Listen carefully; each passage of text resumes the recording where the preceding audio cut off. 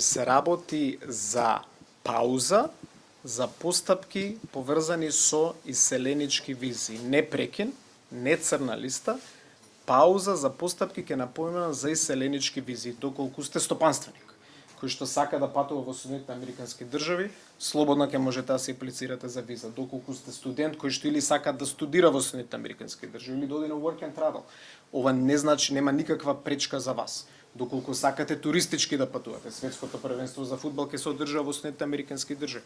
Исто така ќе можете да патувате туристички и оваа одлука нема да има никакво влијание врз вас. За иселеничките визи ќе изнајдеме некое соодветно решение. Во следниот период, па можеби во следните 6 месеци, дополнително позитивно ќе се изненадите од тоа што може да се случи во развојот на визната политика на САД кон нашата држава, односно да почнеме да затвараме прашања кои што 20 години се обидувавме да ги затвориме.